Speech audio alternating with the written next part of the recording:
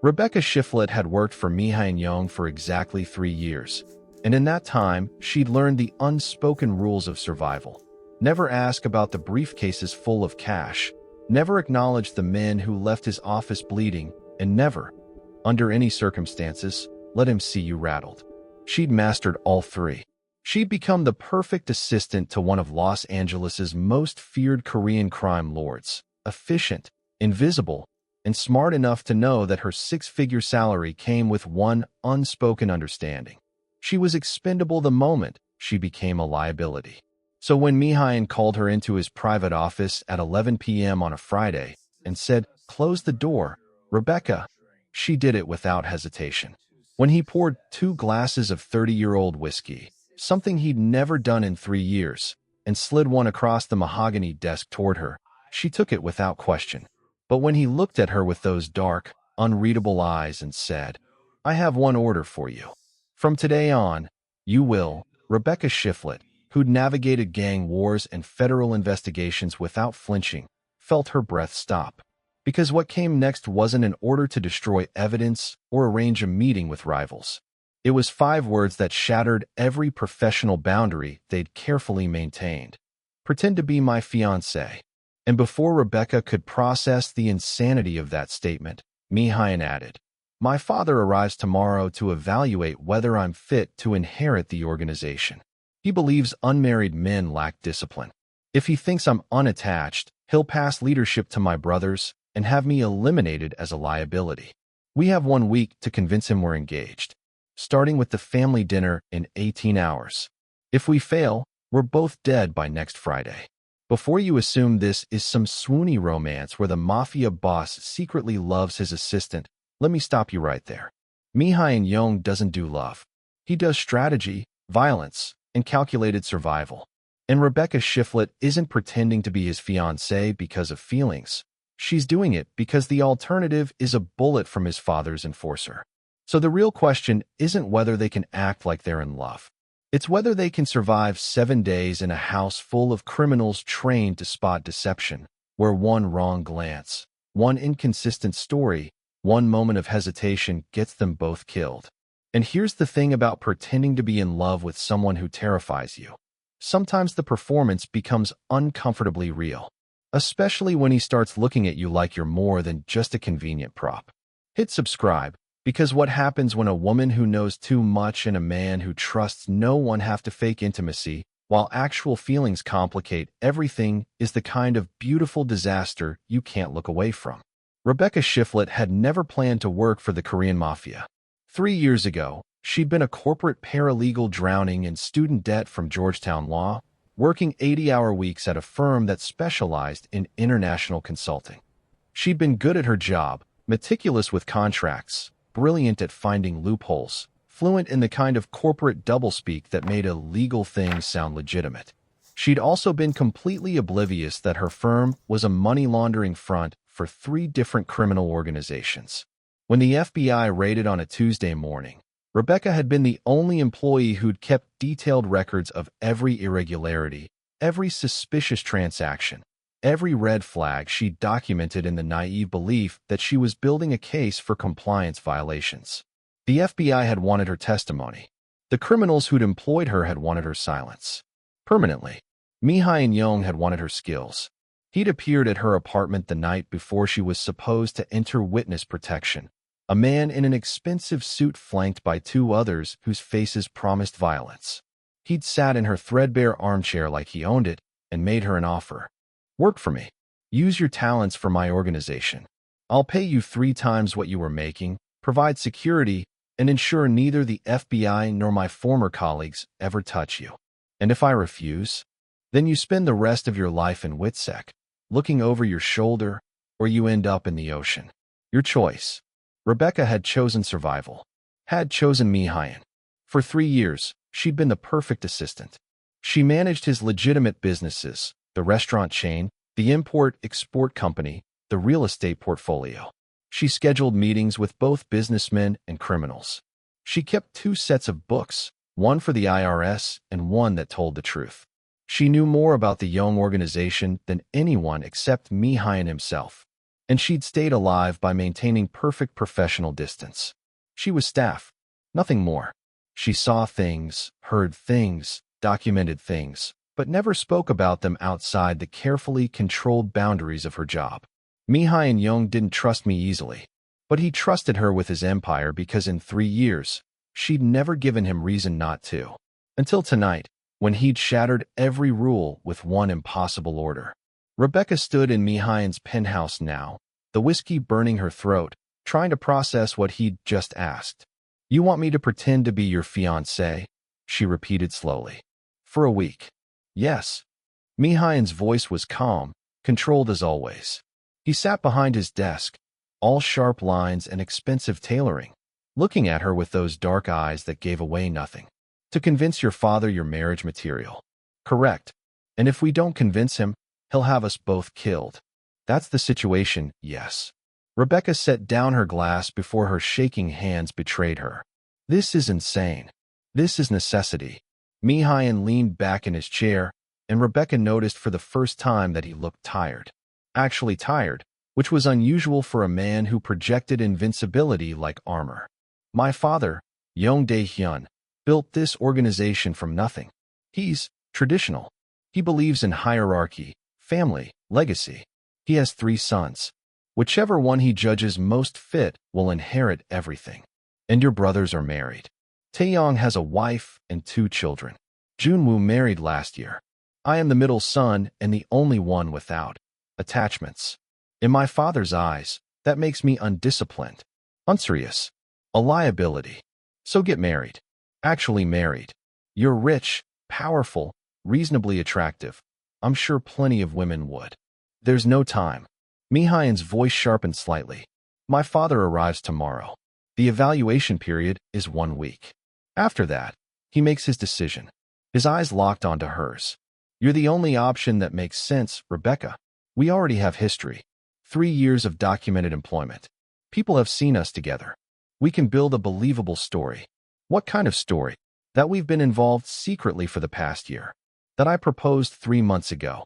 That we've kept it quiet because I wanted to protect you from my world until I was certain about succession." Rebecca's mind raced through the implications. "Your father will investigate. He'll look into my background, which is spotless. Former paralegal, Georgetown educated, no criminal record beyond your unknowing association with your previous firm. Your only connection to anything illegal is me, and that's already documented and explainable. What about the fact that I'm—" Rebecca gestured to herself, to her dark brown skin, to the obvious reality that she looked nothing like what a traditional Korean family might expect. Mihai's expression didn't change. "My father is practical above all else. He cares about competence and loyalty more than tradition. If you can demonstrate both, your race won't be the issue. Your lack of connection to our world might be, but we'll frame that as me choosing someone untainted by our business, someone pure, if you will." "You sound very certain." "I know my father." Mihai stood, moved to the floor-to-ceiling windows overlooking the Los Angeles skyline.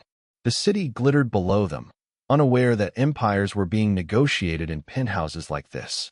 "What I don't know is whether you're willing to do this. Do I actually have a choice?" "Yes." He turned to face her, and something in his expression was almost genuine. "I could arrange for you to disappear. New identity, new city, enough money to start over. You'd be free of all this. But you'd have to leave tonight, and you could never come back." Rebecca thought about her life, about the apartment Mihai's money paid for, about the safety his protection provided, about 3 years of building something that felt almost like stability in a world that had given her nothing but chaos since the FBI raid, about the alternative, running, hiding, starting over for the 3rd time in 3 years. "If I do this," she said slowly, "I need rules. Boundaries. This is performance only. Nothing real happens." "Agreed. I need to know everything a real fiancé would know. Your history, your habits, your family dynamics. I can't fake this without information. I'll tell you everything. And after the week, assuming we survive, we stage a quiet breakup. Mutual decision, no drama. You continue as my assistant if you choose. Or I help you transition to whatever you want to do next. Your choice." Mihai paused. "And I'll give you what you really want." which is out. Not out of the organization, you know too much for that, but out of Los Angeles. I'll transfer you to one of our international operations. Tokyo, London, Seoul. Somewhere you can breathe without constantly looking over your shoulder. Somewhere you can have a life. Rebecca stared at him. In 3 years, he'd never once acknowledged that she might want something beyond her current existence. Never suggested she was anything more than a well-compensated employee. You'd let me go? Help me survive this week, and I'll give you whatever future you want. That's my promise. He extended his hand across the desk. Rebecca looked at it, at the lean fingers, at the simple watch that cost more than most cars, at the gesture that would seal her fate one way or another. She took his hand. His grip was firm, warm, completely controlled. Deal, she said. 1 week. But you owe me, Mihayan. When this is over, I want out of this city. You'll have it. He released her hand, but didn't step back. Now? We need to start immediately. The family dinner is tomorrow at 7 p.m. That gives us 20 hours to become convincing as a couple. Where do we start? The story. How we met. How we fell in love. How I proposed. We need details. Specifics. My father will ask questions designed to catch inconsistencies. Rebecca grabbed her phone. Let me make notes. No. Nothing written. Everything has to be memorized. If someone finds notes, the entire thing falls apart. For the next 3 hours, they built their fiction. They'd started their relationship a year ago after working late on an acquisition deal. Mihayan had made a joke, Rebecca had laughed, and something had shifted between them. They'd kept it secret because of the professional complications and because Mihayan wanted to protect Rebecca from his world. He'd proposed 3 months ago at his mountain house in Big Sur during a weekend away. The ring had been his mother's, a detail that would resonate with his father. Rebecca learned things she'd never known in 3 years of working together. That Mihayan's mother had died when he was 12. That his father had raised him with brutal discipline. That he'd never wanted this life, but inherited it when his oldest brother proved too violent and his youngest too weak. Your turn, Mihayan said around 2 a.m. What do I need to know about you? Beyond what's in your file. Rebecca talked. About growing up in D.C. with a single mother who'd worked 3 jobs. About Georgetown on full scholarship. About her mother dying from cancer her 2nd year of law school. About being alone ever since. Mihayan listened with an intensity she'd never experienced from him. Like he was memorizing not just facts but her. Your favorite food? He asked. That's random. My father will ask. He believes you understand people through what they love. Ethiopian. There's a place in Little Ethiopia I go to sometimes. I know it. Lalibela. You go alone. Rebecca was surprised he knew. How did you? I pay attention, Rebecca. More than you realize. He made a note on his phone. We'll say I took you there on our 3rd date. That I was trying to impress you by knowing your preferences. That's actually sweet. It's strategic. But yes, it appears sweet. That's the point. They continued through the night. By 4 a.m., Rebecca could recite their entire relationship history. Could describe the mountain house where he'd proposed even though she'd never been there. Could tell you what Mihayan ordered at Lalibela and what wine he'd chosen and how he'd looked at her when he'd said he was falling in love. All fiction. All necessary. One more thing, Mihayan said as dawn started breaking over Los Angeles. We need to practice physical contact. Rebecca's exhaustion fled. What? My father will expect casual intimacy. Hand-holding. My arm around you. We need to be able to touch each other naturally, without hesitating or flinching. You want to practice touching. I want us to appear comfortable with each other physically. Right now, you maintain exactly 3 feet of distance from me at all times. A fiancé wouldn't do that. He was right. Rebecca realized she was standing near the window, far from where Mihayan sat on the couch. 3 years of professional distance had trained her body to maintain space. Okay, she said, moving closer. What do we practice first? Something simple. Mihayan stood, extended his hand. Hold my hand. Rebecca took it. His palm was warm, slightly calloused. They stood there awkwardly, hands joined like teenagers at a school dance. This feels ridiculous, Rebecca said. It looks ridiculous. That's the problem. Mihayan adjusted his grip, intertwining their fingers instead. Better. Now walk with me. They walked around his penthouse, hands linked. It felt strange at first, mechanical. But slowly, Rebecca's body relaxed, started accepting the contact as normal. Good, Mihain said. Now this. He put his arm around her waist, pulled her close to his side. Rebecca's body went rigid. Relax, he said quietly. I'm not going to hurt you. I know that. It's just, we've never. I know. But we need to. So let yourself adjust. Rebecca forced her muscles to unclench.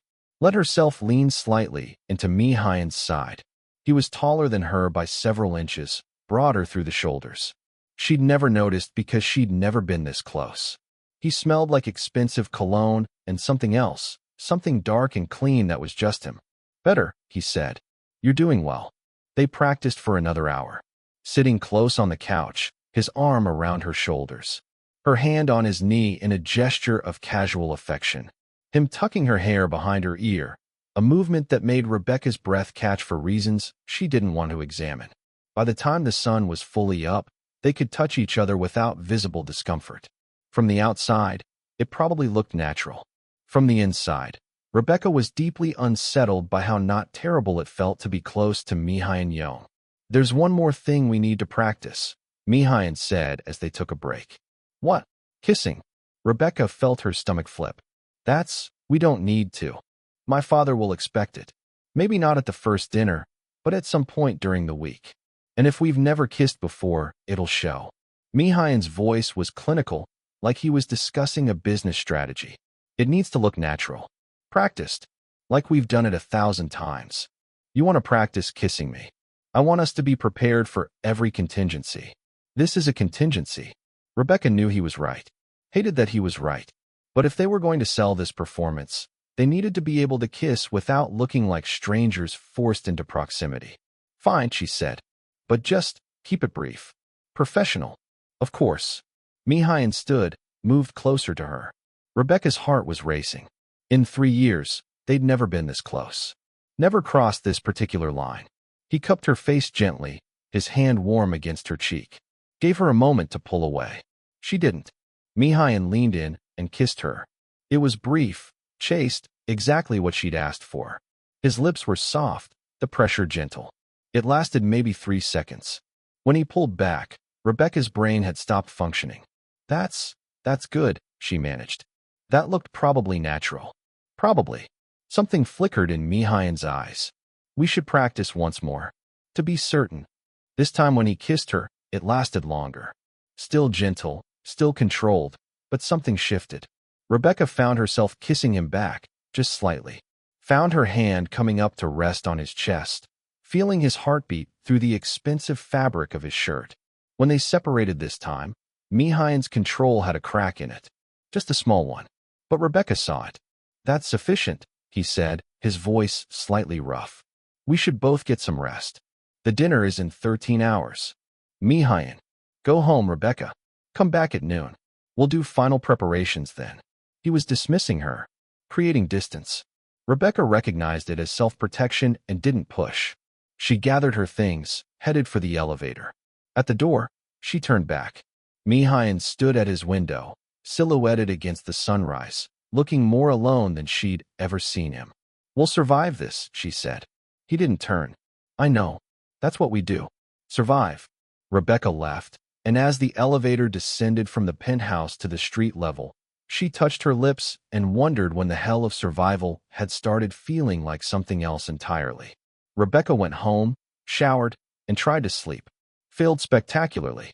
Her mind kept replaying the kiss, the way Mihain's hand had felt against her face, the strange intimacy of learning to touch someone she'd kept at professional distance for 3 years. This was a performance, a survival strategy, nothing more. She repeated that to herself until she almost believed it. At noon, she returned to the penthouse to find it transformed into what looked like a styling studio. 3 people she didn't recognize were setting up racks of clothing, cases of jewelry, makeup stations. Mihain appeared from his bedroom wearing casual clothes, jeans, and a black t-shirt that Rebecca had never seen him in. He always wore suits to work. Seeing him like this felt oddly intimate. Rebecca, good. These are the stylists. They're going to transform you from my assistant into my fiancé. I didn't realize those required different aesthetics. They do. You dress professionally, conservatively. My fiancée would have access to my resources. She'd dress accordingly. For the next 4 hours, Rebecca was poked, prodded, measured, and transformed. The stylists brought dress after dress, each more expensive than the last. Designer labels she recognized from magazines. Fabrics that felt like sin against her skin. Mihayan watched the entire process, occasionally offering opinions. No, not that color. She looks better in jewel tones. The neckline is wrong. Too conservative. She's my fiancée, not my secretary. Better. That one. And the navy dress. We'll take both. Rebecca ended up with a wardrobe worth more than she'd made in her first year of law school. Dresses, shoes, a coat that was definitely cashmere. The stylist did her makeup. More dramatic than her usual look, but not overdone. Did her hair in loose waves that made her look softer, younger, more approachable. When they finally let her look in a mirror, Rebecca barely recognized herself. Perfect, Mihayan said from behind her. You look exactly right. I look expensive. You look like someone I'd choose. Someone worthy of this family. He came closer, and Rebecca saw him in the mirror too, still in his casual clothes, looking at her with an expression she couldn't quite read. There's one more thing. He pulled out a jewelry box. I opened it. Inside was a ring that made Rebecca's breath catch. A cushion-cut diamond in a platinum setting, flanked by smaller stones. It was stunning. Delicate, but substantial. The kind of ring that announced serious commitment and serious money. This was my mother's, Mihayan said quietly. My father gave it to her when they married. She wore it until she died. He's kept it since. Mihayan, I can't. That's your mother's ring. Which is exactly why it's perfect. If I give you this ring, my father will understand how serious I am. Family heirlooms matter to him. Mihayan took her left hand. May I? Rebecca nodded, not trusting her voice. He slipped the ring onto her finger. It fit perfectly, which shouldn't have been possible unless he'd had it sized. Which meant he'd planned this. Had thought about which ring, about the symbolism, about what would convince his father most effectively. How did you know my ring size? Rebecca asked. I pay attention to details. It's how I've survived this long. Rebecca looked at the ring on her hand, at the weight of it, at what it represented, both the lie they were telling and the strange truth underneath. It's beautiful, she said. My mother had good taste. Mihayan released her hand, but didn't step back. The stylists need to leave. We have 3 hours before we need to go to my father's estate. I want to go through the story once more. After the stylists packed up and left, Rebecca and Mihayan sat in his living room and recited their fiction like actors rehearsing lines. But Mihayan pushed for more. Tell me what I do that annoys you, he said. What? Real couples know each other's flaws. What would you say annoys you about me? Rebecca thought about it. You're controlling. You make decisions without consulting anyone because you're used to being in charge. You work too much and forget to eat. You think strategy can solve everything, even emotional problems. Mihayan's expression was unreadable. And what would I say annoys me about you? I'm stubborn. I argue when I should probably just agree. I'm too independent. I don't ask for help even when I need it. I read too much into everything because I'm trained to spot problems. All true, Mihayan said. And all things I'd notice if I loved you. Good. What do you love about me? Rebecca asked. If someone asks. Mihayan was quiet for a long moment. Your competence. Your loyalty. The way you see through bullshit and call it what it is. Your laugh. The real one, not the polite one you use for clients. The way you remember details about people that most wouldn't notice. Your strength. You've survived things that would have destroyed weaker people, and you did it with grace. Rebecca stared at him. The answer was too detailed, too specific, too real. That's good, she said. Very believable. What do you love about me? Mihayan asked. The question felt dangerous. Rebecca scrambled for an answer that sounded true but wasn't. Your intelligence. The way you think 10 steps ahead. How you're gentle with your nephew and niece even though you're terrifying to everyone else. Your loyalty to the people you trust. The way you keep your promises. How you. She stopped herself. How I what? How you see me. Actually see me. Not just as staff or a tool, but as a person. You did that from the beginning. It's why I stayed. The honesty surprised them both. Mihail's phone buzzed, breaking the moment. He checked it, his expression hardening. My father's plane landed early. He's already at the estate. We need to leave now. Panic spiked through Rebecca. Now? I thought we had 3 hours. Plans change. Welcome to my world. Mihail stood, went to his bedroom, came back in one of his impeccable suits. Change into the navy dress. We're leaving in 10 minutes. Rebecca changed quickly, her hands shaking slightly as she zipped the dress. When she emerged, Mihail was waiting by the elevator, looking every inch the powerful crime lord he was. Remember, he said as they descended to the garage, we've been engaged for 3 months. We're in love. We're comfortable with each other. You know my family history. You've chosen this life with full knowledge of what it means. And you're not afraid of my father. Should I be afraid of your father? Terrified. But you can't show it. The elevator doors opened to reveal Mihail's car, a sleek black Mercedes. He opened the passenger door for her, a gentlemanly gesture that was clearly for the benefit of his driver. As they pulled out of the garage, Rebecca looked at the ring on her finger and thought about the fact that in 20 minutes, she'd be meeting one of the most dangerous men in Los Angeles and pretending to be the woman his son loved. Mihail. Yes. What happens if we fail? If your father sees through this? Mihail was quiet for a moment. Then we die quickly if we're lucky. Slowly if we're not. My father doesn't tolerate deception. That's comforting. It's honest. Which is what you've always wanted from me. He reached over and took her hand. The gesture was probably for the driver. But Rebecca squeezed back anyway. Because in 20 minutes, the performance would begin. And both their lives depended on how convincing they could be. Quick question. What's more terrifying? Convincing a mafia boss's father that you're in love, or realizing that the pretending isn't entirely a pretense? Because Rebecca just spent 8 hours learning to touch Mihail like hers, memorizing his favorite childhood memory, a lie they invented together, and wearing an engagement ring that costs more than her education. And now his father, a man who's ordered more deaths than Rebecca wants to count, is waiting at his fortress disguised as a mansion, ready to interrogate her about feelings she's not sure are fake anymore. The fun part? Hit the subscribe button and tell us where you are watching from. Your father doesn't take chances, she said. He's survived 40 years in this business by assuming everyone's a threat. Mihail's hand was still holding hers, including his own son's. The main house came into view, a massive structure that blended traditional Korean architecture with modern luxury. Stone and wood and glass, sprawling across manicured grounds. Mihail's driver pulled up to the entrance. Before Rebecca could open her door, Mihail was there, opening it for her, extending his hand to help her out. The performance had begun. He kept her hand as they walked to the entrance. His touch was steady, grounding. Rebecca forced herself to walk with confidence, to look like she belonged here. The front door opened before they reached it. A woman in her 60s appeared, dressed formally, her face carefully neutral. Mr. Young, your father is in the main dining room with your brothers. He asked that you join him immediately. Thank you, Mrs. Kong. Mihail didn't release Rebecca's hand. This is my fiancée, Rebecca Shiflett.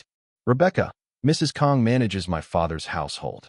Mrs. Kang's eyes assessed Rebecca with the thoroughness of someone trained to spot threats. Welcome, Miss Shiflett. Your coat. Rebecca hadn't worn one. Mihail answered for her. We won't be long enough to need it. They followed Mrs. Kong through the house. Rebecca tried not to gawk at the interior. Artwork that belonged in museums. Furniture that was clearly antique. Everything spotless and expensive and intimidating. The main dining room was at the back of the house, overlooking gardens that were probably beautiful in daylight. Now, with evening falling, they looked mysterious. Dangerous. 3 men stood as they entered. Rebecca recognized Mihail immediately in 2 of them. Similar features, similar builds, the family resemblance unmistakable. The brothers. But it was the 3rd man who commanded the room. Young Dae-hyun was in his 70s, but looked a decade younger. He stood with military posture, dressed in an expensive suit, his hair still more black than gray. His face was lined but handsome, his eyes sharp and assessing. He looked at Mihail first, then at Rebecca, then at their joined hands. Father, Mihail said, his voice respectful. "This is Rebecca Shiflett, my fiancée. Rebecca, my father, Yong Dae-hyun." Rebecca had practiced this moment. She bowed slightly, the polite gesture Mi-hyun had taught her, and met Dae-hyun's eyes without flinching. "Mr. Yong, it's an honor to meet you." Dae-hyun studied her in silence for what felt like hours, but was probably 10 seconds. Then he smiled, a small expression that didn't reach his eyes. "Ms. Shiflett, my son has told me very little about you. That will change tonight." He gestured to the table. "Please sit. We have much to discuss." Mi-hyun pulled out a chair for Rebecca, next to his, across from his brother's. She sat, hyper-aware of every movement, every glance. The brothers introduced themselves. Taeyong, the eldest, was broader than Mi-hyun, with a harder edge to his features and eyes that evaluated Rebecca like she was livestock. Junwoo, the youngest, was slimmer, with a smile that seemed genuine but didn't quite reach his eyes either. "So you're the reason our brother has been distracted lately," Taeyong said. "We were beginning to wonder if Mi-hyun was capable of human attachment." "My personal life is none of your concern," Mi-hyun said coolly. "It's all of our concern when father is deciding succession." Taeyong leaned back in his chair. "A fiancé we've never heard of, appearing right before father's evaluation? Convenient timing." "Taeyong." Dae-hyun's voice was quiet but absolute. "Mind your manners. Miss Shiflett is a guest." The reprimand was instant. Taeyong fell silent, though his eyes promised the conversation wasn't over. Servers appeared with food, course after course of Korean dishes that Rebecca mostly recognized from eating at Mi-hyun's restaurants. She was grateful for all the times she'd learned to use chopsticks competently. As they ate, Dae-hyun asked questions. Not aggressively, but with the precision of someone who missed nothing. "You work for my son, Miss Shiflett?" "I did. I was his executive assistant for 3 years. I resigned 2 months ago when we decided to make our relationship public." It was the story they'd agreed on. Rebecca had resigned to avoid accusations of impropriety, though in reality, she still managed Mi-hyun's empire under a consulting arrangement. "And before working for Mi-hyun, I was a paralegal. Corporate law. I specialized in international contracts and compliance." Compliance. Dae-hyun's smile was slight. "An interesting specialty for someone engaged to my son." Rebecca met his eyes. "Which is precisely why I left corporate law. I understood what I was walking into. I chose it anyway." "Why?" The question was direct. "Dangerous." Rebecca felt Mi-hyun tense beside her. "Because your son is brilliant, loyal, and stronger than people give him credit for. Because he sees past surfaces to what people really are. Because he's treated me with more respect than anyone else in my professional life. And because," she looked at Mi-hyun, let herself be honest, "because I fell in love with him despite every logical reason not to. And logic has never been my weakness, Mr. Yong. Love is." Mi-hyun's hand found hers under the table. Squeezed once. Dae-hyun studied them both. "You understand what marrying into this family means? The expectations? The dangers? I understand better than most. I've worked inside your son's organization for 3 years. I know exactly what you are and what you do. And I'm choosing it anyway. Brave or foolish? Time will tell."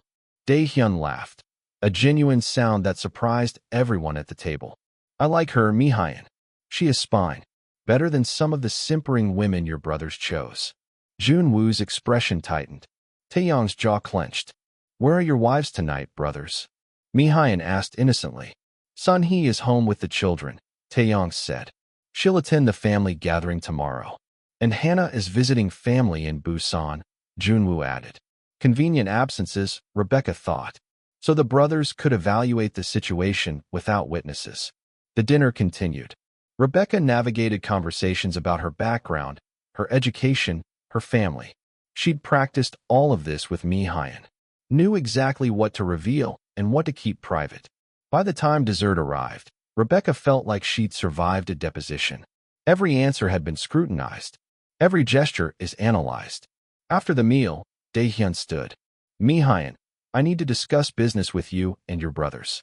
Miss Shiflett, perhaps you'd join me in my study first? I'd like to speak with you privately." Rebecca felt her blood go cold. This was the test. The real interrogation without Mi-hyun there to provide support. Of course, she said, standing with grace she didn't feel. Mi-hyun caught her hand briefly. I'll be right here. She followed Dae-hyun through the house to a study lined with books in Korean and English. He poured 2 glasses of whiskey, better than the 30-year-old Mi-hyun had offered her, and handed her one. Sit, Miss Shiflett. Rebecca sat, forcing herself to appear relaxed. Dae-hyun remained standing, looking at her with those sharp eyes. I'm going to be direct. My son has never shown interest in relationships. Never brought a woman to family gatherings. Never spoke of anyone with affection. And now, right before I evaluate which son will inherit my life's work, he suddenly presents a fiancé. You understand why I'm skeptical. I do. So convince me. Tell me why I should believe this is real. Rebecca took a sip of whiskey to buy time. Then she told him the truth, or at least a version of it. Your son saved my life 3 years ago. I was in a situation where I had no good options. He offered me one. I took it. For 3 years, I worked for him. I respected him. I trusted him with my professional life. But I never thought about him romantically because he was my boss, and that line seemed uncrossable. What changed? I did. Or maybe he did. Or maybe we both did. Rebecca met his eyes. A year ago, we were working late on an acquisition. It was 3 in the morning. We were both exhausted, and he made a joke. An actual joke. I'd never heard him make a joke before. I laughed. And something shifted. I saw him differently. Not as my boss or this untouchable figure, but as a person. Someone lonely despite all the power. Someone carrying weight no one should carry alone. And he saw you differently? I think he'd been seeing me differently for a while. But he didn't act on it until that night. He asked if I wanted to get dinner. Not work dinner. Real dinner. I said yes. Rebecca paused. Everything that came after was slow. Careful. We both knew the complications, but we couldn't seem to stop ourselves. And 3 months ago, when he asked me to marry him, I realized I didn't want to stop. I wanted this. Him. All of it. Dae-hyun was quiet for a long moment. You know, he could have asked anyone to play this role. Could have hired an actress. Could have found someone more traditional. Yes. So why you? Because I'm real. Because I know his world and haven't run from it. Because he trusts me. And your son doesn't trust me easily. And because, Rebecca set down her glass. Because maybe he wants something real too. Even if it started as strategy, maybe he wants it to be real. I know I do. That last part was more honest than she'd intended. But it felt right. Dae-hyun studied her face. If you're lying to me, if this is performance, I will know. And there will be consequences. I understand. Do you? Because in my world, consequences don't mean firing. They mean elimination. Permanent elimination. You and my son both. Rebecca felt fear spike through her, but kept her face calm. Then it's fortunate that I'm telling you the truth, Mr. Young. I love your son, and I'm choosing to marry him with full knowledge of what that means. I'm not naive. I'm not innocent. I'm making an informed choice. Dae-hyun smiled. Good. That's what I needed to hear. He raised his glass.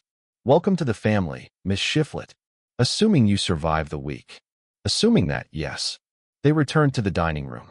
Mi-hyun's eyes met hers immediately, searching for any sign that things had gone wrong.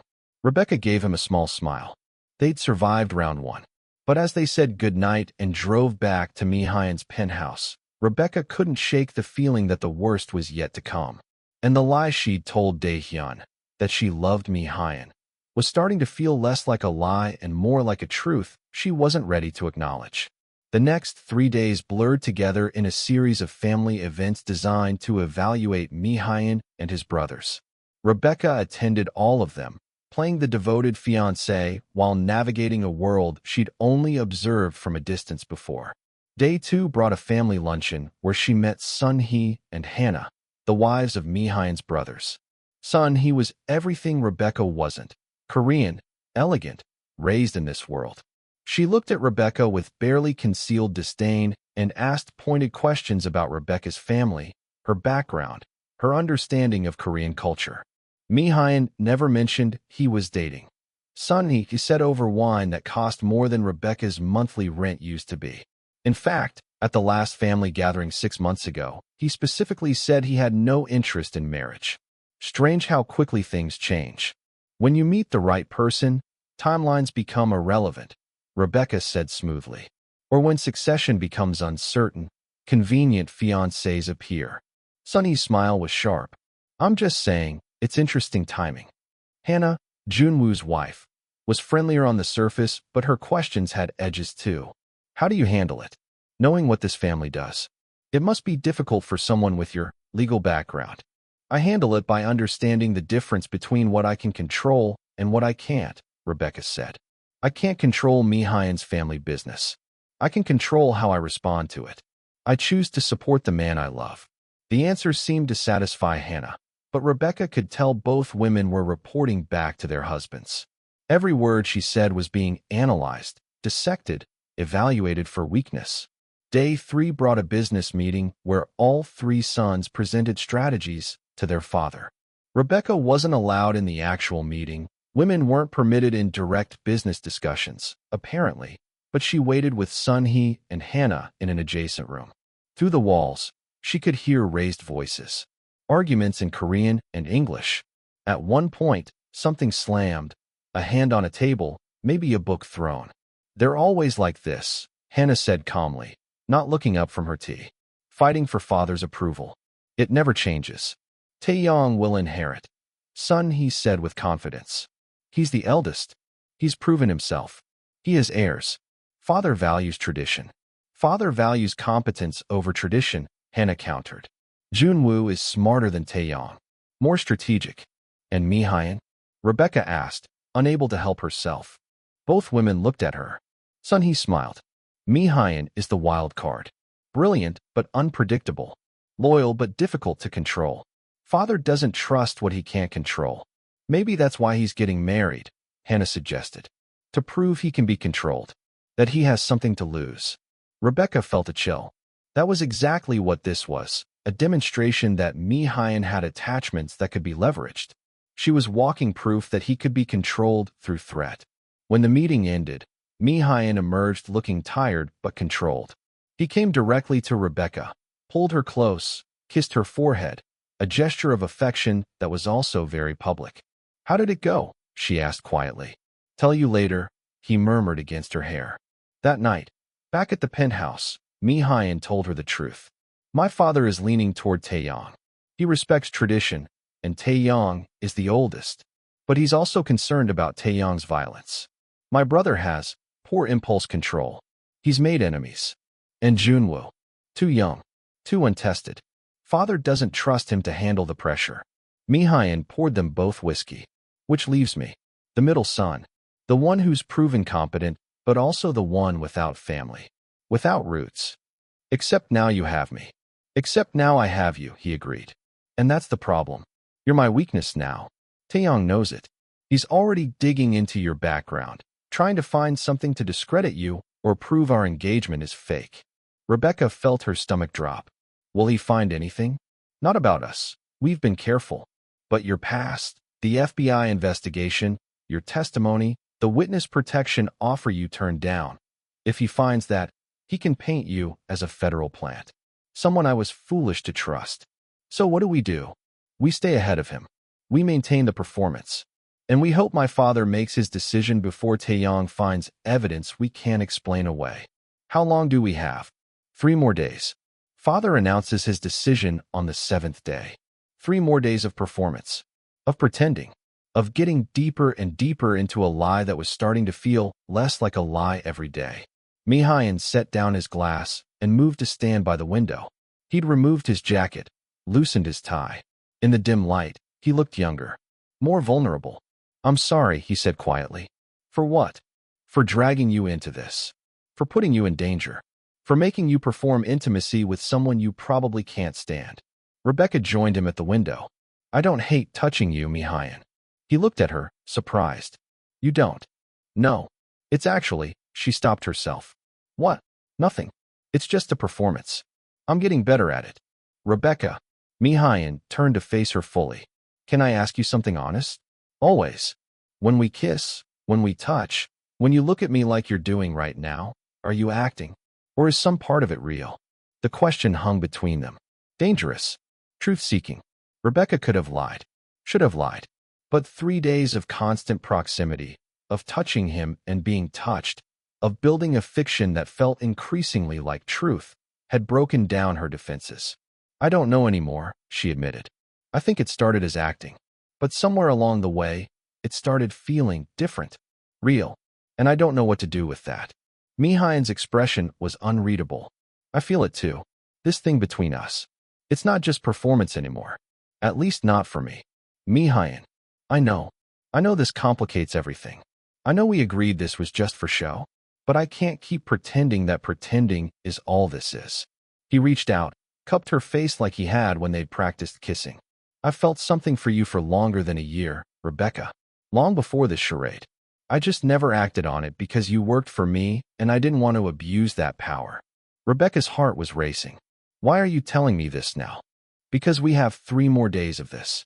3 more days of being close, of touching, of acting like we're in love. And I needed you to know that for me, it's not entirely an act. It hasn't been from the start. This is a terrible idea. I know. We're in the middle of a con that could get us killed. I know. And you're choosing right now to tell me you have feelings? Yes. Mihail's thumb traced her cheekbone. Because I might not get another chance. Because in 3 days, this ends one way or another. And if it ends badly, I want you to know the truth first. Rebecca should have stepped back. Should have maintained professional distance. Should have reminded him that feelings were a liability in his world. Instead, she kissed him. Not for practice. Not for performance. Because she wanted to. Mihail responded immediately, pulling her closer, deepening the kiss. His hands tangled in her hair. Her hands gripped his shoulders. It was nothing like their practiced kisses. This was desperate, real, years of suppressed attraction finally given permission.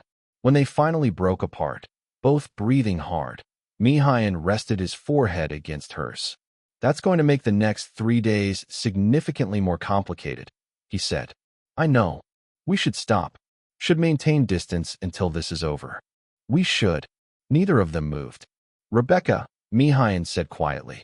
After this week, after my father makes his decision and you're free to leave, do you still want to go? Do you still want that transfer to another city? The question felt like a test.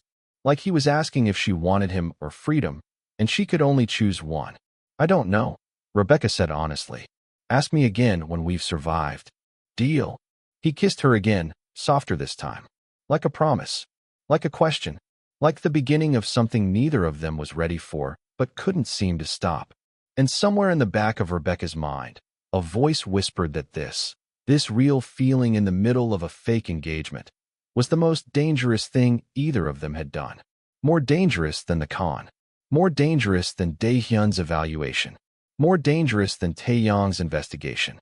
Because when the performance ended and reality set in, one of them was going to get hurt. Rebecca just didn't know which one yet. Here's what nobody tells you about fake relationships. The problem isn't making other people believe you're in love. It's what happens when you start believing it yourself. Rebecca Shiflett signed up for 7 days of performance. She didn't sign up for Mihail looking at her like she matters, for late-night confessions where he admits he's felt something for over a year, for kisses that stopped being practiced somewhere around day 3. And Mihail hit the subscribe button because the next thing is, he's realizing that the woman he trusted with his business empire might be the only person he can actually trust with himself. Day 5 arrived with an announcement. Daehyun was hosting a formal dinner party that evening. Business associates, family friends, politicians on the payroll. The entire Los Angeles underworld would be there. This is the real test, Mihail explained as stylists prepared Rebecca that afternoon. My father wants to see how you handle public scrutiny. How you perform under pressure with everyone watching. No pressure then. Precisely. Mihail adjusted his cufflinks. He was in a tuxedo, looking impossibly elegant. Rebecca, there's something you need to know. Taeyong is making his move tonight. What kind of move? He's been investigating you. Asking questions. He doesn't have proof our engagement is fake, but he has suspicions. And tonight, he's going to try to rattle you in front of father. Make you slip up. Rebecca felt ice in her veins. What did he find? Your connection to the FBI investigation. Your testimony. The witness protection offer. Mihail's jaw tightened. He's going to suggest you're a federal plant. That I was foolish to trust you. How do we counter that? With the truth, or a version of it? You were an unwitting employee at a criminal front. You cooperated with the FBI to save yourself. You rejected witness protection because you didn't want to run. All true. All defensible. Mihain moved closer. But Rebecca, if father believes you're any kind of federal risk, this is over. He'll eliminate both of us. Then we'd better be convincing. The party was everything Rebecca expected: opulent, crowded, dangerous. Men in expensive suits who smiled with their mouths, but not their eyes. Women in designer gowns who assessed Rebecca like competition. Politicians whose hands she shook while knowing exactly how corrupt they were. Mihain stayed close, his hand on her back, presenting her to his father's associates as his fiancée. Rebecca played her role perfectly. Charming but not overeager, sophisticated but not pretentious, aware of the criminal nature of the gathering but not obviously bothered by it. She'd just finished a conversation with a city councilman when Taeyong approached with Daehyun. Father wanted to ask you about your background, Taeyong said with a smile that promised trouble. Specifically your legal career. Rebecca's pulse spiked, but she kept her expression calm. Of course. What would you like to know? Daehyun studied with her. Your previous employer. The firm that was raided by federal agents. Tell me about that. The room around them seemed quiet, though no one was obviously listening. Rebecca knew better. In this crowd, everyone was always listening. I was a paralegal at Donovan and Associates, Rebecca said clearly. I specialized in international contracts. I had no knowledge that the firm was being used for money laundering until the FBI raid. When they investigated, I cooperated fully because I had nothing to hide. They offered me witness protection. I declined. Why decline? Taehyun asked. Because I hadn't committed any crimes. Because I didn't want to spend my life hiding. Because running felt like admitting guilt I didn't have. Rebecca met his eyes. The FBI cleared me. I have documentation if you'd like to see it. And how did you meet my son? He hired me 3 weeks after the raid. I needed work. He needed someone with my skills who understood the complications of his world. It was mutually beneficial. Some might say suspiciously convenient. Taeyong interjected. A woman with FBI connections working for a criminal organization. I have no FBI connections, Rebecca said firmly. I gave testimony once, 3 years ago, about transactions I documented in good faith. I've had no contact with federal agents since. If you're suggesting I'm some kind of plant, I'd be happy to submit to any investigation you want. I have nothing to hide. Mihain's hand tightened on her back, support and warning in equal measure. Daehyun was quiet for a long moment. You're very calm for someone being accused of federal collusion. Because it's not true. And because I've learned that panic is what guilty people do. I'm not guilty of anything except falling in love with your son despite knowing better. You could be a very good actress. I could be. But I'm not. I'm a paralegal who made a career change and fell in love with her boss. It's not complicated, Mr. Young. It's just unusual. Daehyun smiled slightly. Most things involving my middle son are unusual. He looked at Mihain. You're certain she's trustworthy? Completely, Mihain said without hesitation. Rebecca has had access to our organization's most sensitive information for 3 years. If she were federal, we'd have been arrested long ago. She's loyal. Proven. Mine. The possessiveness in that last word sent a thrill through Rebecca that had nothing to do with performance. Daehyun nodded. Very well. Taeyong, your concerns are noted but unsubstantiated. Drop this line of inquiry. Taeyong's expression darkened, but he bowed slightly. Yes, father. As Daehyun walked away, Taeyong leaned close to Rebecca. This isn't over. I know you're lying about something. And when I prove it, you and my brother are both dead. Looking forward to it, Rebecca said sweetly. After he left, Rebecca let out a breath she'd been holding. Mihain pulled her into an alcove away from the crowd. That was incredible, he said. That was terrifying. You were perfect. Calm, confident, defensive but not aggressive. You convinced him. For now. But, Taeyong, is a problem for another day. Mihain glanced back at the party. We should rejoin. But Rebecca, thank you. For defending me. For not panicking. For being exactly who I needed you to be. Who you needed me to be, or who I actually am. The question hung between them. Mihail's expression softened. Both. Always both. He kissed her then, right there in the alcove, in full view of anyone who might be watching. It started as performance, reassuring any observers that they were solid, united, in love. But it deepened into something else. Something real. When they pulled apart, Mihail's control had cracks in it. Rebecca could see them, could feel her own control fracturing too. 2 more days, he said quietly. Then this is over. And we figure out what comes next. What if I don't want it to be over? The confession escaped before Rebecca could stop it. Mihail went very still. What? This? Us? What if I don't want it to end when the week is up? What if I want? She stopped, unable to finish. What do you want, Rebecca? I don't know. I just know that when I think about leaving, about transferring to another city and never seeing you again, it doesn't feel like freedom anymore. It feels like loss. Mihail cupped her face between his hands. You realize what you're saying? You're talking about staying in my world. Permanently. Not as an assistant. As my actual fiancée. My actual wife, eventually. You're talking about choosing this life. I know. It's dangerous. Complicated. You'd be a target. Always. I'm already a target. Your brother just proved that. This is different than performing for a week. This is permanent. I know, Rebecca repeated. And I'm terrified. But I can't keep pretending that what I feel for you is fake. It hasn't been fake for days. Maybe it was never fake. Maybe I've been lying to myself about that too. Mihail kissed her again, and this time there was no performance in it at all. Just desperate honesty. I need to tell you something, he said when they broke apart.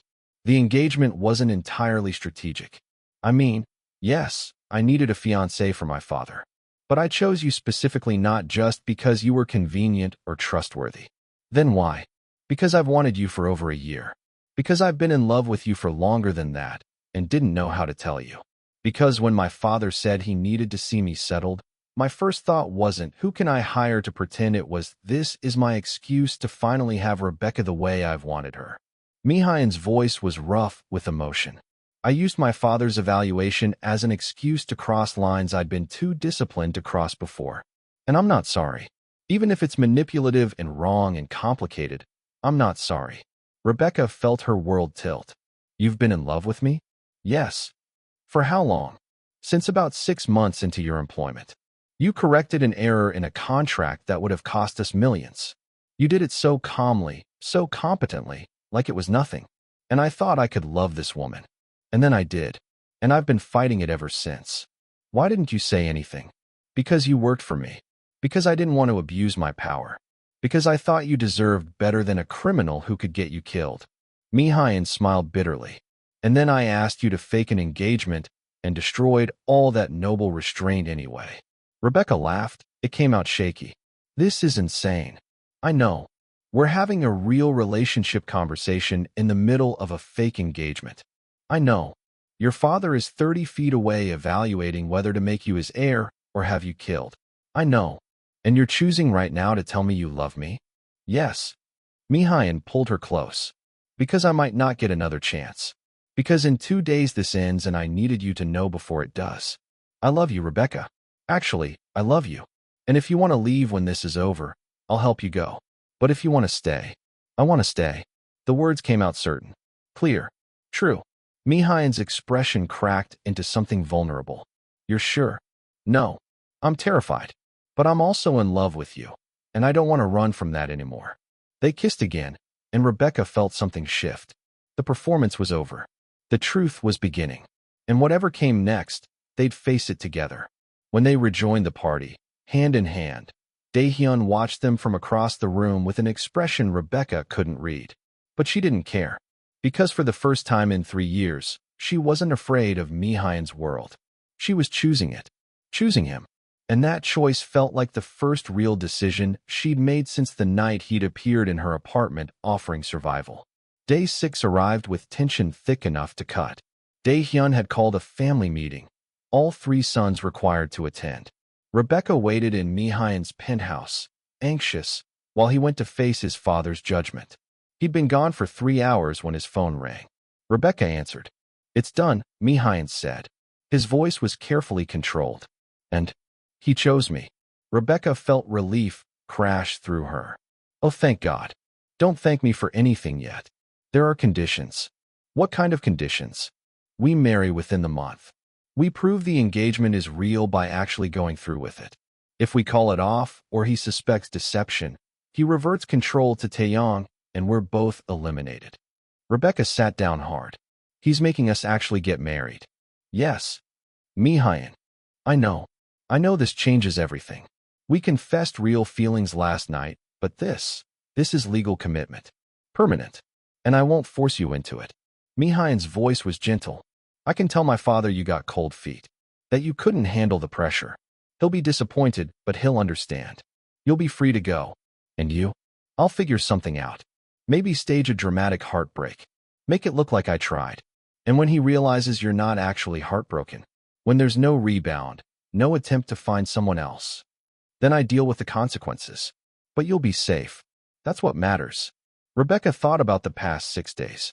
About falling in love while pretending to be in love. About Mi-hyun's confession, her own realization, the way everything had shifted from performance to truth. About the fact that marrying him terrified her, but leaving him felt impossible. What do you want? She asked quietly. I want you to choose what's right for you, not what's safe for me. That's not an answer. Fine. Honest answer? I want you to marry me. Actually marry me. Not because of my father or the organization or any strategic reason. I want you to marry me because you love me and I love you, and this insane fake engagement somehow became the realest thing in my life. Mi-hyun paused. But I also want you to be free. And those two things can't coexist. So you choose, Rebecca. What do you want? Rebecca looked at the ring on her finger. His mother's ring. The symbol of a lie that had become truth. She thought about her plan to leave Los Angeles. About the freedom she'd wanted. About starting over somewhere new. And she realized that none of that felt like freedom anymore. It felt like running from the best thing that had ever happened to her. I want to marry you, she said. Actually marry you. For real. Not because your father is forcing us, but because I choose you. I love you. And I'm done running from that. She heard Mi-hyun's breath catch. You're sure? Terrified but sure. Rebecca, don't give me reasons why this is a bad idea. I know them all. I'm choosing it anyway. Okay. His voice was rough with emotion. Okay, then we do this. For real this time. For real. After they hung up, Rebecca sat in the silence of Mi-hyun's penthouse and wondered if she'd just made the bravest or stupidest decision of her life. Probably both. When Mi-hyun came home an hour later, he found her on the balcony, staring at the city lights. He came up behind her, wrapped his arms around her waist, rested his chin on her shoulder. Having second thoughts? He asked. 1,000 of them. Want to change your mind? No. Good. He kissed her temple. Because I have news. Taeyong is not handling father's decision well. Meaning he's challenging it. He's demanding father reconsider. He's dug up everything he can find on you. Your past, your testimony, your connection to me. He's building a case that you're a liability and that I'm compromised. Rebecca turned in his arms. Can he overturn your father's decision? Not officially, but he can make enough noise that father reconsiders. And if father thinks I'm a security risk, he'll eliminate me and choose someone else. So what do? We get ahead of it. We prove Taeyong wrong. We show father that you're not a liability, you're an asset. That marrying you makes me stronger, not weaker. How do we prove that? Mi-hyun smiled, cold and strategic. We let Taeyong show his hand. Make him overplay. And then we destroy his credibility so thoroughly that father has no choice but to dismiss him. You have a plan. Always. The plan was risky. Taeyong had hired private investigators to dig into Rebecca's past. Mi-hyun's people had intercepted the investigation and discovered that Taeyong was planning to present his findings to Dae-hyun the following day, the 7th and final day of evaluation. He thinks he has a smoking gun, Mi-hyun explained. Evidence that you maintained contact with the FBI after your testimony. Phone records. Emails. But I didn't. The records are fabricated. But they look real. And if father believes them, we're finished. So how do we prove they're fake? We don't. We prove Taeyong created them. We turn his evidence into proof of his deception instead of yours. It took all night to set up. Mihain's best tech people traced the fabricated records to a source they could link to Taeyong. They built a counter-narrative that Taeyong was so desperate to discredit Mihain that he'd resorted to creating false evidence. By dawn, they had everything they needed. Day 7 arrived, the final day of evaluation. Dae-hyun called a meeting. All 3 sons, all 3 wives, all key advisors. The entire family gathered in his study. Taeyong stood first. Father, I have evidence that Rebecca Shiflett has maintained contact with federal agents. That she's been providing information to the FBI while working for Mihain. She's a security risk and my brother is compromised. He presented his fabricated records. Phone logs, email chains, timestamps that looked damning. Rebecca felt everyone's eyes on her. Felt the weight of suspicion. But Mihain was calm. These records are fake. Convenient accusation, Taeyong said. Not accusation. Fact. Mihain nodded to his tech specialist, who pulled up a presentation. These records were created 3 days ago using software traced to a company Taeyong owns. The metadata shows fabrication. The source is identifiable. My brother manufactured evidence because he couldn't find real evidence to support his suspicions. The room went silent. Dae-hyun's expression darkened. Taeyong, he said quietly. Is this true? Taeyong's face was pale. Father, I was trying to protect the organization. By lying to me. By fabricating evidence. By attempting to frame your brother's fiancée. Dae-hyun stood, and everyone in the room tensed. You have disappointed me gravely. Father, please. Enough. Dae-hyun's voice was absolute. You are removed from succession consideration. Effective immediately. You will maintain your current position, but you will never lead this organization. Your jealousy and deception have disqualified you. Taeyong looked like he might argue. But one look at his father's face, and he went silent. Dae-hyun turned to Mihain. You have proven yourself more worthy than your brothers. Strategic, loyal, capable of building alliances and defending them. You will inherit the organization. Effective immediately. Mihain bowed. Thank you, father. Don't thank me yet. You have 1 month to marry Ms. Shiflett. If you fail, if this engagement proves false, I will revisit this decision. Do you understand? Completely. Good. Dae-hyun looked at Rebecca. Welcome to the family, Ms. Shiflett. I hope you survive what you've chosen. I intend to, Rebecca said. After the meeting, after the family dispersed, Mihain and Rebecca stood on the balcony of his penthouse and watched the sun set over Los Angeles. We did it, Rebecca said. We survived. We did. Your father chose you. He did. And now we have to actually get married. We do. Mihain pulled her close. Are you ready for that? Rebecca thought about it. About the insanity of the past 7 days. About falling in love while pretending to be in love. About choosing a dangerous life with a dangerous man because the alternative felt empty. I'm ready, she said. Are you? I've been ready since the night I asked you to pretend. I was just waiting for you to catch up. Rebecca laughed and kissed him. And for the first time since this whole thing started, she felt something that wasn't fear or strategy or performance. She felt happy. So let me get this straight. Rebecca and Mihain just successfully conned a Mafia patriarch into believing they're in love. Except the con became real somewhere around day 4. And now they're being ordered to actually get married or lose everything. Oh, and Mihain's brother just tried to frame Rebecca as an FBI informant, got caught, and lost his inheritance in the process. The question isn't whether Rebecca should run. She absolutely should.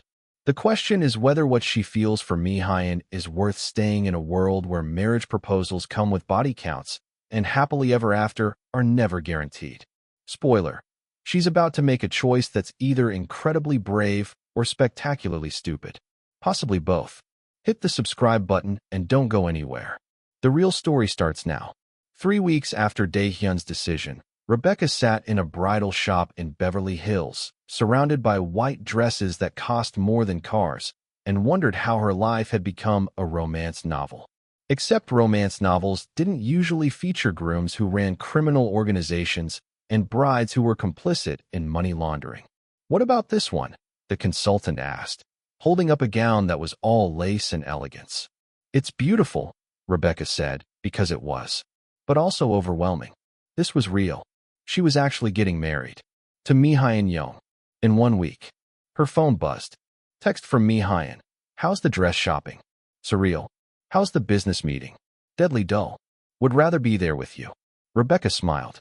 Over the past 3 weeks, they'd settled into something that felt like a real relationship. Dinners together. Nights at his penthouse or her apartment. Conversations that went past midnight. Slow mornings where they just existed together. It was terrifying and wonderful and nothing like the fake engagement that had started all this. Liar. You'd hate dress shopping. True. But I'd like watching you try on wedding dresses. Seems like something a groom should do. Not traditional. When have we ever been traditional? Fair point. Rebecca chose a dress. Simple. Elegant.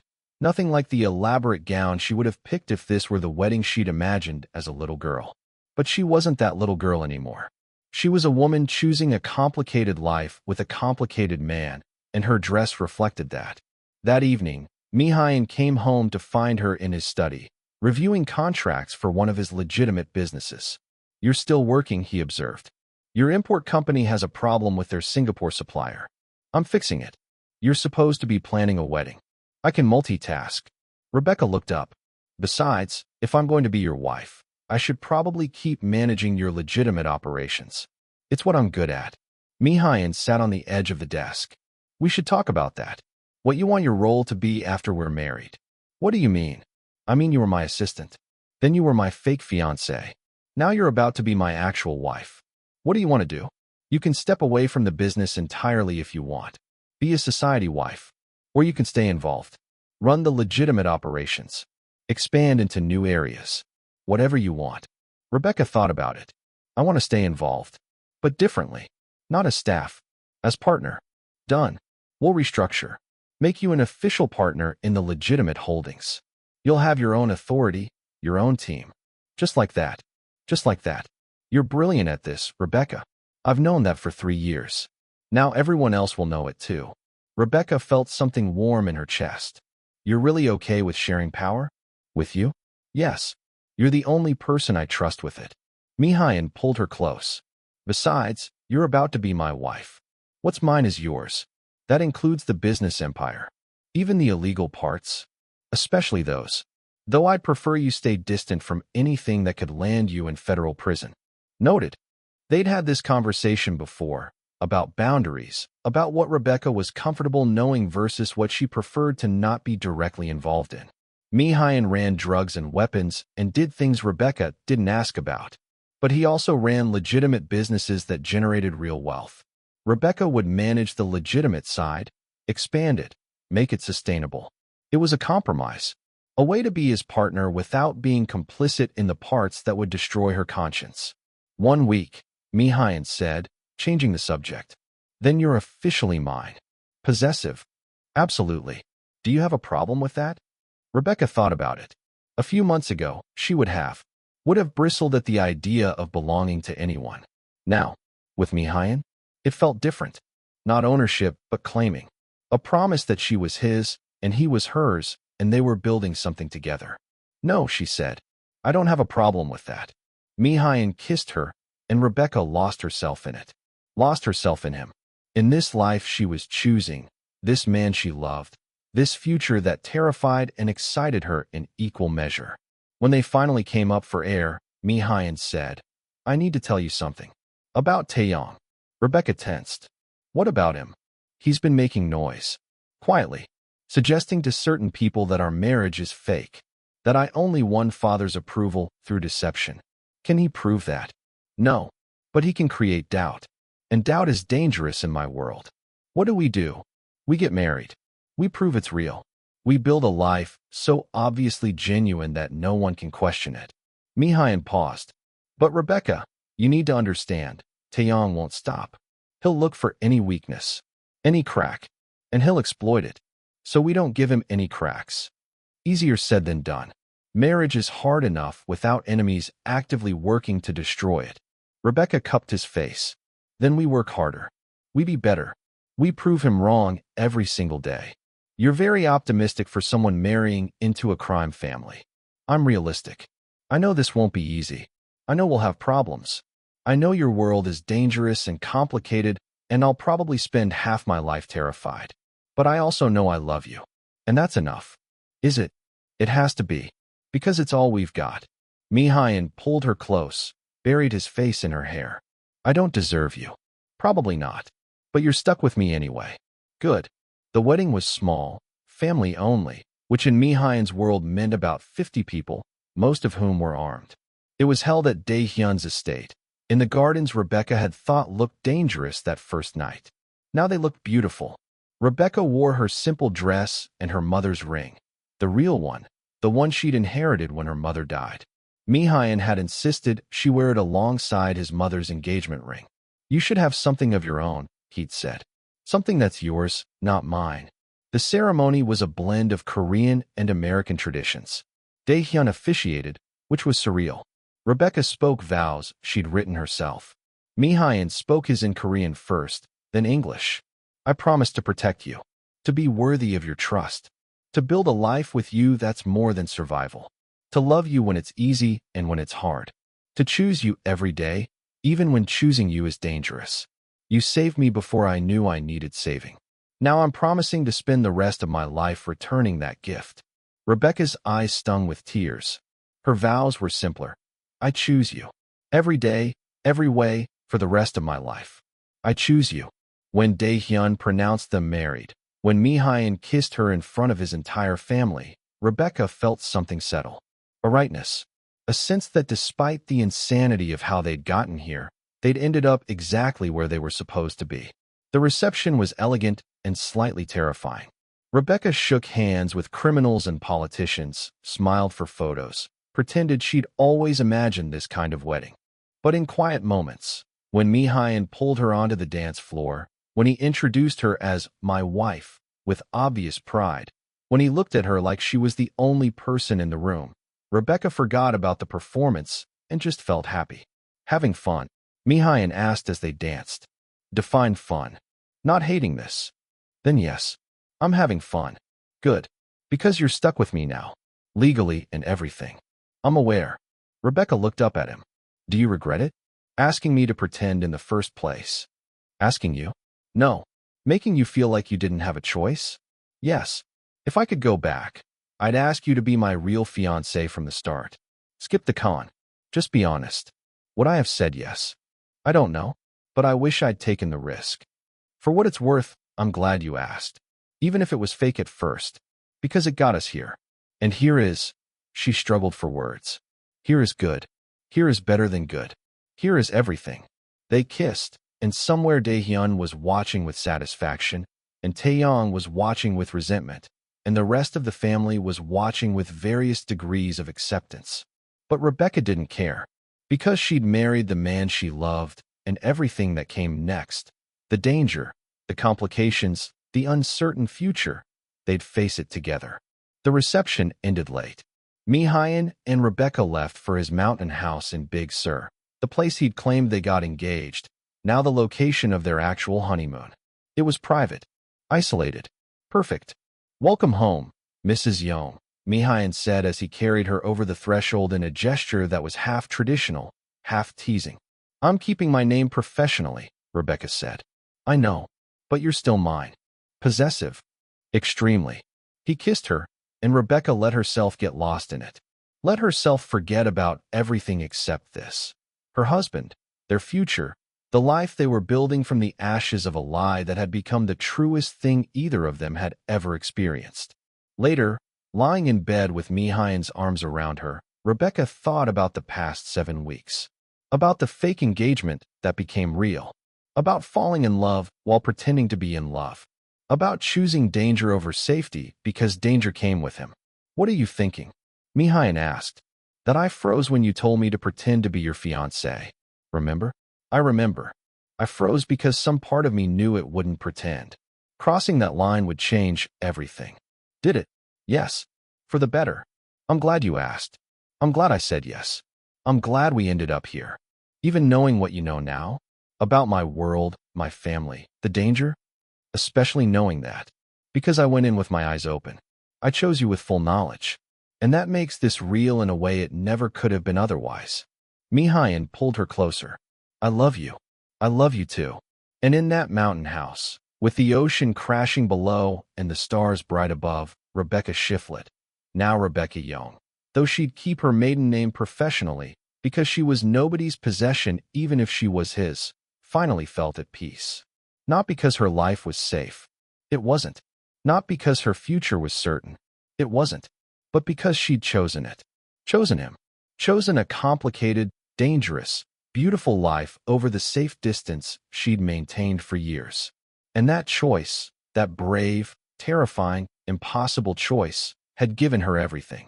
1 month after the wedding, Rebecca sat in her new office, the one Mihain had set up for her in his headquarters, and reviewed expansion plans for their restaurant chain. She'd officially taken over management of the legitimate operations, had a team reporting to her, had her name on contracts and documents as a full partner. It felt surreal, but also right. Mihain appeared in her doorway. Busy. Always. What do you need? Lunch with my wife. Is that allowed? Rebecca smiled. I think I can make time for that. They went to a Korean restaurant Mihain owned, one of the legitimate ones, no money laundering involved. The staff knew them, greeted Rebecca as Mrs. Young with respect and warmth. Over bibimbap and banchan, Mihain said, I have news. Father is returning to Korea. Permanently. He says he's satisfied with the succession and wants to retire. Rebecca set down her chopsticks. How do you feel about that? Relieved. Terrified. It means I'm truly in charge now. No safety net. No father to appeal to if things go wrong. You'll be fine. You've been preparing for this your entire life. I know. But it's still, he shrugged. A lot. We'll handle it. Together. Together, Mihain agreed. I like the sound of that. Over the following months, Rebecca and Mihain settled into married life. It wasn't conventional. His business required late nights and dangerous meetings. Her new role meant learning to navigate a world she'd only observed before. But they made it work. They had Sunday dinners together, no business allowed. They traveled when they could. Rebecca wanted to see the world. Mihain wanted to show it to her. They fought occasionally, usually about him being too controlling or her being too independent, but they always made up. And slowly, Rebecca stopped feeling like she was playing a role and started feeling like she was living her actual life. 6 months after the wedding, Taeyong made one final attempt to discredit them. He hired investigators to find proof their marriage was fake, that they slept in separate rooms, that they weren't actually intimate. The investigators found nothing, because there was nothing to find. Rebecca and Mihain were genuinely married, genuinely in love, genuinely building a life together. When Taeyong presented his lack of findings to Daehyun, the old man laughed. Give it up, my son. They're real. Accept it and move on. After that, Taeyong finally stopped. Accepted his position in the organization under Mihain's leadership. Learned to work with his brother instead of against him. It wasn't friendship, but it was functional. 1 year after the fake engagement that became real, Rebecca and Mihain hosted their own family dinner, a small gathering for the people who mattered. Daehyun was there, visiting from Korea. Junwoo and Hannah attended. Even Taeyong and Sunhee came, though they were civil rather than warm. Over wine and Korean food, Daehyun raised a toast. To my son and his wife. You have surprised me, exceeded my expectations, and proven that sometimes the strangest beginnings lead to the strongest foundations. I am proud of you both. Rebecca felt Mihain's hand find hers under the table.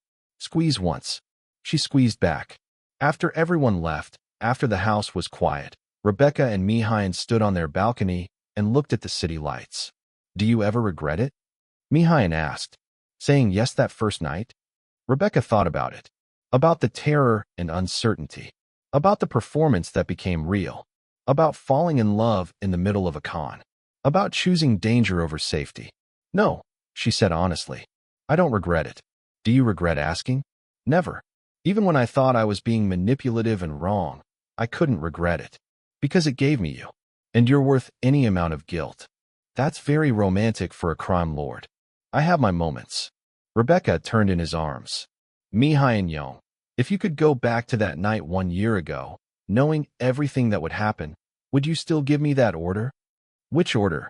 From today on, you will pretend to be my fiancé. Mihain smiled. No. Rebecca felt a pang. No, no. I'd change the wording. I'd say, from today on, you will be my fiancé, my real fiancé, my partner, my wife, my everything. And I'll spend every day proving you made the right choice when you said yes. He kissed her softly. That's the order I'd give. And if I'd refused, then I'd have asked again and again until you said yes. Because you're stubborn and I'm persistent, and we were always going to end up here. The fake engagement just sped up the timeline. Rebecca laughed and kissed him. You're ridiculous. You married me anyway. I did, and I don't regret it. Good, because I'm keeping you. Possessive. Always. They stood there in the night air, two people who'd found each other through deception and built something real from lies. And Rebecca thought about the moment a year ago when Mihain had given her one order and she'd frozen. She'd frozen because she'd known, even then, that saying yes would change everything. And it had. It had taken her from assistant to fiancé to wife, from employee to partner, from someone surviving in Mihain's orbit to someone choosing to be at his center. The fake engagement had become a real marriage. The performance had become truth. The strategic alliance had become love. And Rebecca Shiflett, who'd spent years running from complications, had finally stopped running and chosen the most complicated thing of all, a life with Mihain Young. Not because she had to, but because she wanted to. And that choice, that brave, impossible, terrifying choice, had given her everything she didn't know she needed. I love you, she said. I love you too, Mihain replied.